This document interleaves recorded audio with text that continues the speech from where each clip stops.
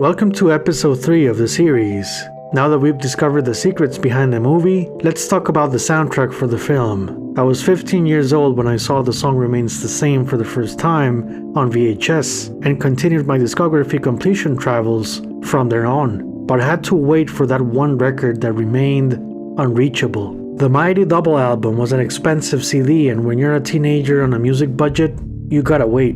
Deep Purple's Made in Japan was the only live album in my collection. Led Zeppelin's BBC Sessions followed, but I had a pending item that I didn't try to download on MP3 nor ask a friend to get it for me. What eased my waiting time was that I thought the soundtrack had the same songs from the movie, and of course, I was wrong. Some internet cafe research made me realize Celebration Day was on the album and it wasn't included in the movie. I finally got my hands on a late 80s, early 90s German pressing during my senior year of high school, and was surprised to find new dimensions within the concert where a TV set just couldn't take me. A huge part of the soundtrack of my life and the blueprint in my Jimmy Page studies. I wanted to learn every note, every second, every texture. So many driving missions to the sound of the album. Full speed highway mode with rock and roll all the way through The Song Remains the Same. Tropical weather introspection with a rain song, and a tour de force, Dazed and Confused, that I memorized like a short film of sinister jazz fusion explorations, and drove my former Zeppelin tribute bandmates insane, forcing them to learn the 26-minute take as the only version of the song I would play. They would ask me, JCM, can we do the studio version? I said, what studio version? I don't know what you mean.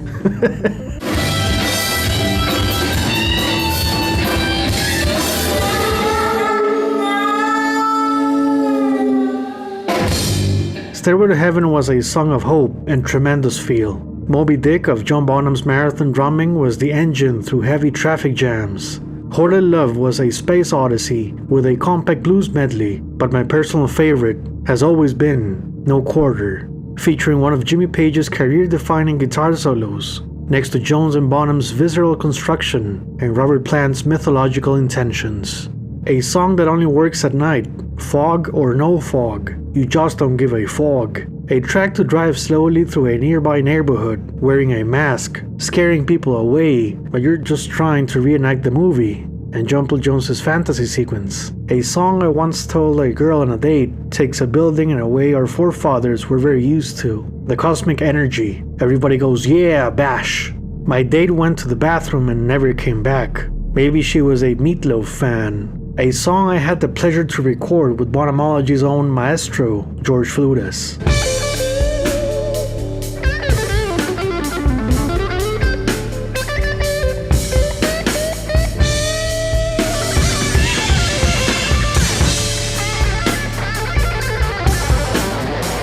An album that has been with me in just about every emotion I can think of. Job promotions, getting fired, futile illusions, carnal delusions, personal lifestyle choices, dopamine excursions, falling in love, and making love, trying not to interrupt the mood by saying, this 1976 album was actually recorded in 1973. No matter how many bootlegs I've heard, and despite the other official live album releases, I always come back to The Song Remains the Same to find these songs played at the perfect tempo, the right amount of jamming, and the right dose of finesse control Robert Plant. Not too screechy, not hoarse, but a commanding rock star.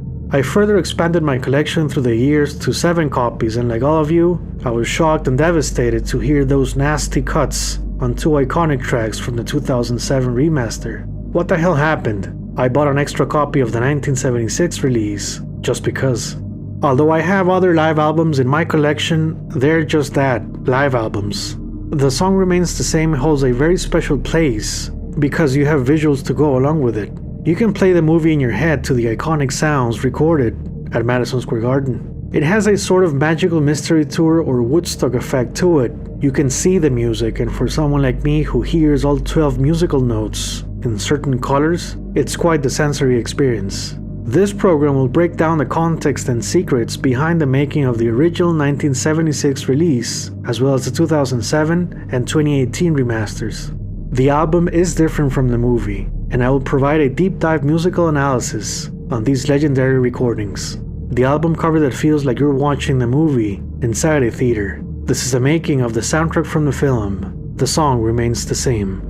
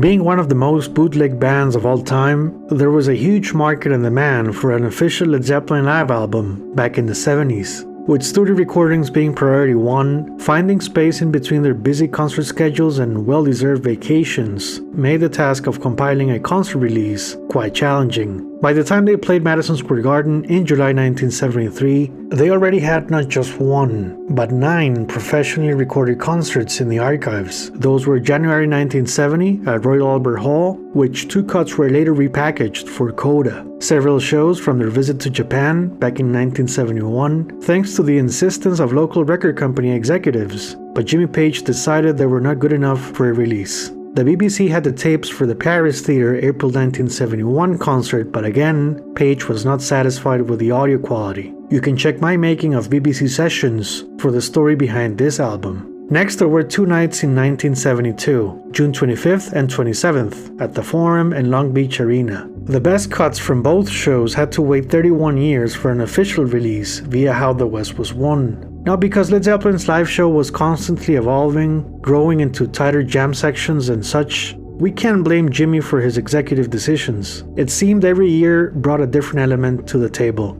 A 1970 or 1971 concert release faced the risk of becoming an outdated photograph of a band that was moving faster than the critics or Pete Townsend could understand.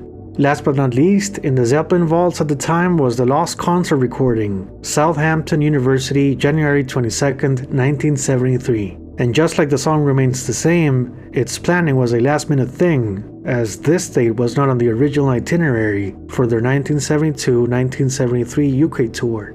A second night in Southampton was booked next to the January 21st date at Gaumont Theatre. They got the tapes rolling for a potential live album. Yes, the band was seriously considering this show for a release, and its audio quality is superb. You feel you're right there at the venue. Think BBC Sessions CD number 2. The problem here is that the performance was somewhat uneven. It has some shaky instrumental and vocal bits that may compromise the listener's perception. With them only playing one show here, there was little room for fixing, thus why most bands recorded several dates for options. Also, Robert Plant got a nasty flu some 20 days before in Sheffield, which added dangerous tension and strain to his voice on the remaining dates of their UK tour. Now let's take a look at the setlist for Southampton. We have 15 songs. 12 of these were later performed at Madison Square Garden. Dancing Days had been with the band since June 1972 and would remain there until April 1973. Despite the up-tempo feel and single potential, it was a strange song in the middle of such an intimidating set. Last 2 numbers were a return to early day Zeppelin, with How Many More Times making a historic return for the first time since 1970, that their 1973 incarnation could only replicate to a degree. This is the fascinating aspect of the band. Not only was every show different in energy and vibrations, but songs had their shelf life, and Robert Plant's high range just couldn't go back to 1969. Southampton, while a good-sounding venue, didn't have the flair nor stardom quality of, say, the Forum, Budokan, or Madison Square Garden. So ideally, a live album by Led Zeppelin had to be a good representation of a concert in every sense of the word, where vocal and instrumental powers achieved the best of both worlds inside one of rock and roll's hottest venues.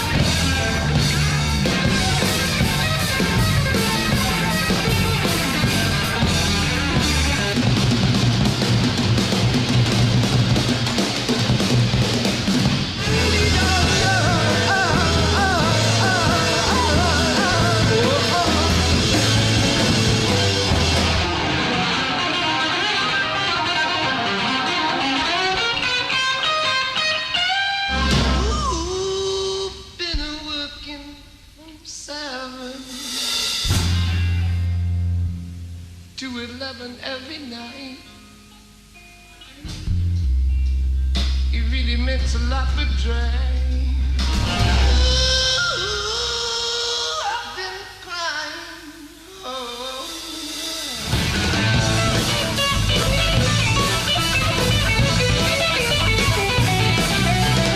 California sunlight, sweet Calcutta rain.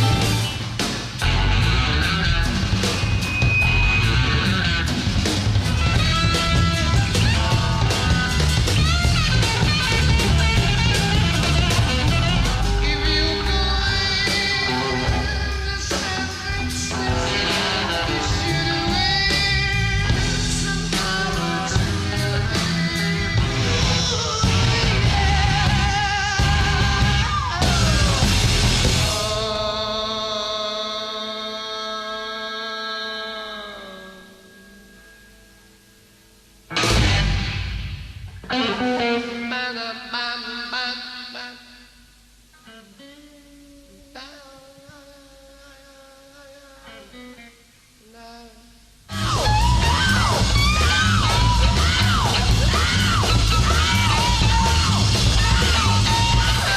with it to push me, darling, I can't take too much of that.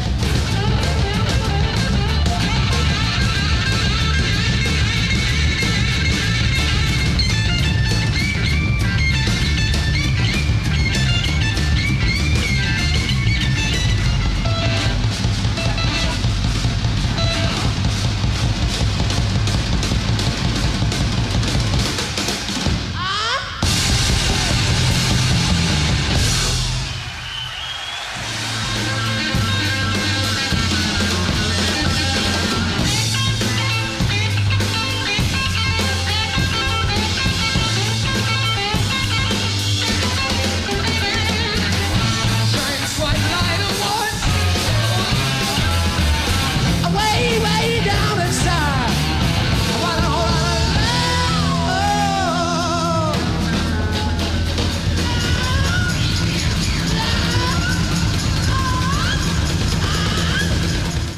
One night I was laying down with, ooh,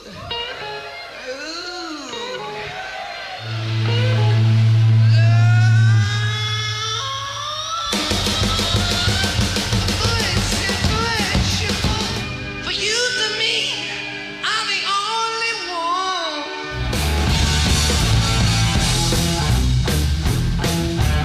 I'll give you all I gotta give.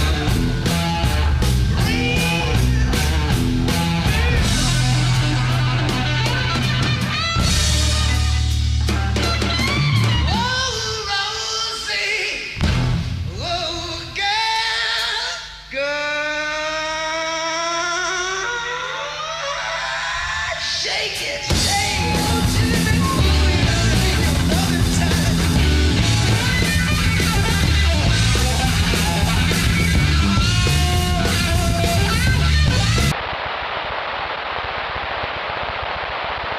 Live albums by 1973 included many groundbreaking recordings that highlighted the fact Led Zeppelin hadn't joined the club outside of very popular bootlegs like Blueberry Hill, Woodstock, Jimi Hendrix Band of Gypsies, The Who's Explosive Live at Leeds, the Rolling Stones' Get Your Yayas Out, the Allman Brothers Band's Legendary at Fillmore East, Humble Pie's Grandiose Statement at the Fillmore, the Grateful Dead Europe 72, Deep Purple's masterpiece made in Japan, the criminally underrated Genesis Live, and Atlantic Records' triple vinyl set, Yes Songs. So as we saw in episode 1, Led Zeppelin agreed to film their upcoming shows at Madison Square Garden on July 14, 1973, based on a decision made at Boston's Sheraton Hotel. With 13 days of preparation, who did they call as engineer? Classic rock scientist Eddie Kramer, who worked on Led Zeppelin 2 and 3. He came back in 1972 to assist the band on both the recording of Houses of the Holy at Stargroves, England, and work as engineer for the live recording of both June 1972 shows that ended up being How the West Was Won. Kramer knew the band inside out, and most important, he witnessed the Houses of the Holy sonic evolution early on. Outside of his studio album work, his live show resume was incredible. engineer at the historic Woodstock Festival, mixing and engineering for both Band of Gypsies and Humble Pie's Rocking the Fillmore, engineer for Curtis Live, engineer for Dion and the Belmonts reunion, live at Madison Square Garden, meaning he really knew how to capture music at this venue, engineer and producer for Hendrix in the West, and engineer for Derek and the Dominos in concert. Kramer had been at the epicenter of catapult moments in rock and roll. To say he was the right man for Led Zeppelin is an understatement. Now, if only the band would have hired a film crew at the same level of the sound engineer's expertise. Eddie Kramer supervised a recording of all 3 nights at Madison Square Garden, July 27th through the 29th, while dealing with local New York unions who sent their own personnel, thus, quote, "It was very difficult because there were unions involved, and I couldn't touch the board. So it was never mixed quite the way I would have liked it to be. I believe it was the best thing to record these shows in the Houses of the Holy tour, because the mix sounds orange, so to speak, which manages to really capture the instrumental intricacies of their on-stage attack. All songs from Houses are enhanced by the sonic choices at these concerts." Kramer stated that recordings were mixed at Electric Lady Studios, but the question remains, when? Based on Zeppelin's timeline, part 1 of the sessions for Physical Graffiti took place October through November 1973. Part 1 of the fantasy sequences for The Song Remains the Same was shot October through December 1973, with Jimmy Page himself filmed on December 10th and 11th in Foyers, Scotland. So this leaves August and September as possible candidates for the mixing session dates with Kramer. A 2012 interview had him say, quote, "We ended up mixing it at Electric Lady Studios, and then we had to take it to California to do the post-production for the film. And here's where dates get blurry and confusing. Led Zeppelin saw an early draft of the film in early 1974, noticing several gaps in the footage. Director Joe Massot was fired, enter director Peter Clifton in March 1974. Jimmy Page and the movie editors had to endure an exhausting process of matching the Madison Square Garden recordings to the existing visuals in order to create the most complete versions of the songs for film. We could speculate the multi-track recordings for all 3 nights had already been mixed with Kramer to make the process a bit easier, so to speak. This created a master track or guide for Zeppelin to mime their performances at Shepperton Studios in August 1974. Now, if the Shepperton master track playback was not made from previously mixed recordings, but reference tapes, then it would suggest both the film and soundtrack received specific sonic treatments once the entire movie was visually done, and just then mix all 3 nights that provided all the elements necessary for small edits here and there. So back at Eddie Kramer's quote, "Movie post-production in California could have taken place in May 1976, when Page and Plant were seen in LA and played 2 encores with Bad Company. With Presents already out, Page could definitely focus into meeting their October 1976 deadline." I found this interview by Zeppelin's journalist friend, Lisa Robinson, in which Page talked about the film and soundtrack, quote, "And then it was mixed over a period of 3 weeks with the film track. Then it took a couple of weeks for the album. In fact, the same tape that was used for the dub for the celluloid was used to make the stereo composite for the record. It's only 1 generation away." Despite Page getting into the nitty-gritty of the project, he didn't provide a date for the mixing sessions. What's interesting though is the fact Page mentioned the same tape was used for both the film and soundtrack, meaning Shepperton 1974 had a work-in-progress mix as opposed to the album's version in stereo. Now, as we will see, that single tape was more like 3. Similar to Deep Purple's Made in Japan tapes, Led Zeppelin had 3 nights worth of tapes from Madison Square Garden for a total of 45 tracks, or 3 takes per song, plus a single run of Thank You on the 3rd night. Over the Hills and Far Away, Misty Mountain Hop and The Ocean were left out from the original film and soundtrack. It was the right choice for Over the Hills, as Robert couldn't reach the high notes anymore, thus singing an alternate melody on the chorus. And Misty Mountain Hop didn't really add much musical variety outside of being a transition piece. The Ocean, though, was a mistake. It should have been in the movie. It really cooks. They could have included this on the soundtrack, but that's half the tracks from Houses of the Holy, competing against their 1973 studio album. Thank You was probably left out as it was more of a symbolic performance, grateful at their fans, but not a track that was warmed up enough on their North American tour, outside of a June 3rd performance at the Forum, Inglewood. Track selection on The Song Remains the Same was a tough job, as the time constraints of a double vinyl release meant some tracks wouldn't make the cut. Add in long instrumental jams and it was just impossible to fit everything in there, unless Led Zeppelin took a Yes Songs 3-record approach. 9 songs were selected for the soundtrack, leaving out actual movie tracks: Black Dog, Since I've Been Loving You, and Heartbreaker, yet including Celebration Day, which was not in the film, but certainly added movement and quite the throwback to Led Zeppelin 3. Having different numbers on both the movie and soundtrack was a smart marketing move, as it made fans crave the full setlist even more, and also it made both planets, cinema and vinyl, much more valuable as separate experiences. Led Zeppelin sort of took a Woodstock movie and soundtrack approach, but went the extra mile in providing differentiators, making both formats worth purchasing. And don't think that the songs repeated on both the album and the movie are the same though. They are slightly different in places. More on that later on. So where did the 1973 North American tour setlist come from? For this, we need to go back to June 1972, when Immigrant Song was still the opening number, while 2 new cuts, Over the Hills and Far Away and Dancing Days, made their way into the set. Stairway to Heaven was played a bit earlier in the evening, and Rock and Roll was the usual encore. Fast forward to October and the band's second and last Japanese tour. As you can see, this is where the classic 1973 structure was born out of both necessity and practicality. Rock and Roll became the opening number, and Misty Mountain Hop came back after 1971, but this time it had a sudden stop at the end, cue Jimmy Page's wild solo introduction into Since I've Been Loving You.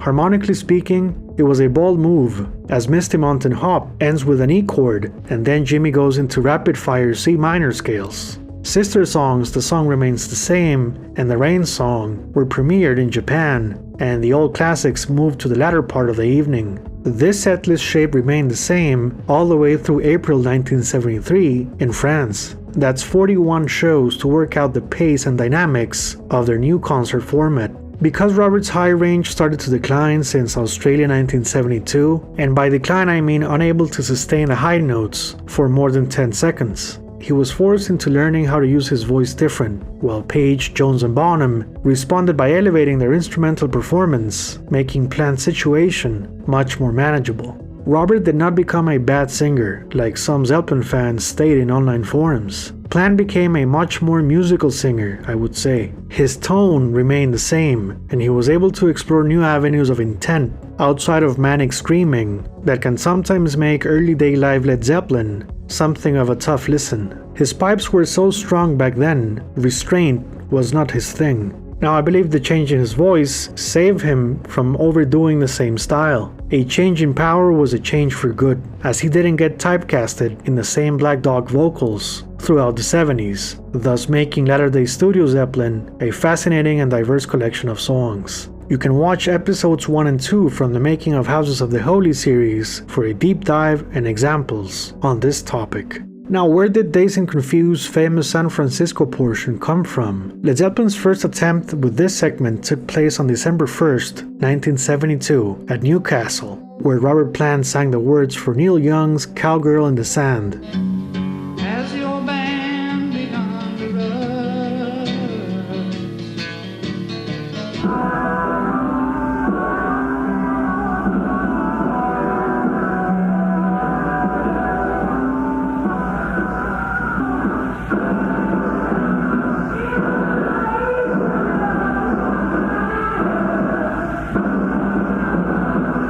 They kept this until Robert changed it to San Francisco on December 16, 1972 at Birmingham's Odeon Theatre.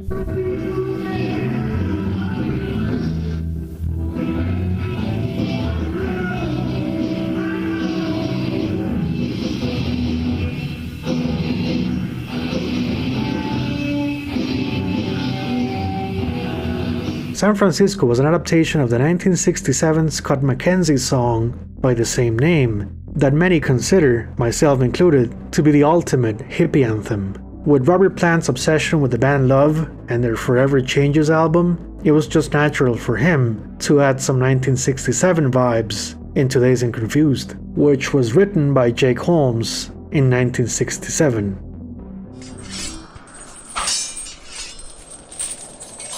By the time Led Zeppelin played London's Alexandra Palace, where one of Jumble Jones's fantasy sequences was shot, Dazed and Confused confidently morphed into its 1973 shape. Guitar jams with the crunch or Walters walk were no longer a part of their musical laboratory on this song. Their North American tour saw both Dancing Days and Bronner Stump taking off the set in favor of No Quarter. There was also a very special comeback for Celebration Day, a regular number in 1971 that was only played 5 times in 1972. Jimmy did use his double neck guitar for this song in 1971, but eventually switched to the Les Paul instead. A trilogy attack had 3 numbers played back to back with no cuts nor addressing the audience. Black Dog's introductory riff saw renovations. The old Out on the Tiles bit was changed to a Bring It On Home snippet, a track that saw its last performance at the LA Forum 1972. Yes, the one we hear on How the West Was Won. The Ocean became an intermittent encore, with a historic total of 26 performances between 1972 and 1973. Now, in order to fully comprehend the historical significance and legacy of the Madison Square Garden recordings, we need to revisit the last part of their North American tour in July 1973. More specifically, the time frame from the day they decided to greenlight their movie project until their first show in New York City. For this, I'll do a quick summary of bits and pieces from all 7 shows that took place July 15th through the 24th. The film crew was able to listen to the concerts held on the 21st, 23rd, and 24th as reference to learn the cues and music styles. Led Zeppelin's Vancouver show on the 18th was a dangerous one for Robert Plant, who collapsed from heat exhaustion. Sources say his drink was allegedly spiked, but the fact is, this could have jeopardized the rest of the tour, never mind the film. Boston on the 20th would not only be the last time Led Zeppelin played the city, but also the crowd was just too crazy to handle, and the band decided to cut Misty Mountain Hop, Since I've Been Loving You, and Moby Dick from the set.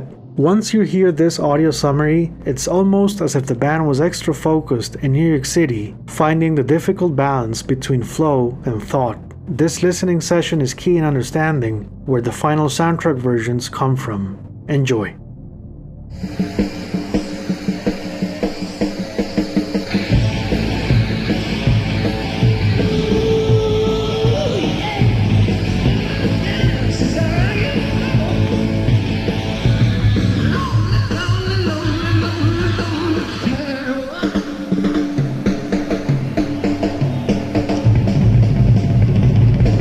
Here last year.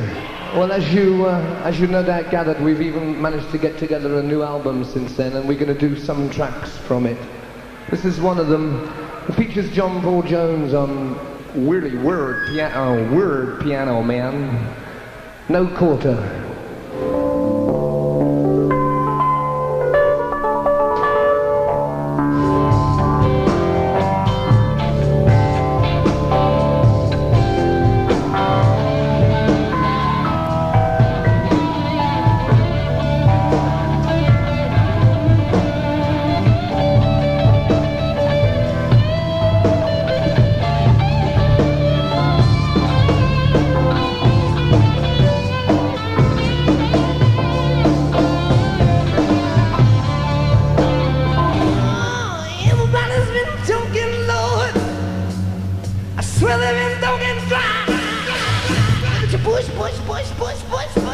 Push me down, I can do too much of that.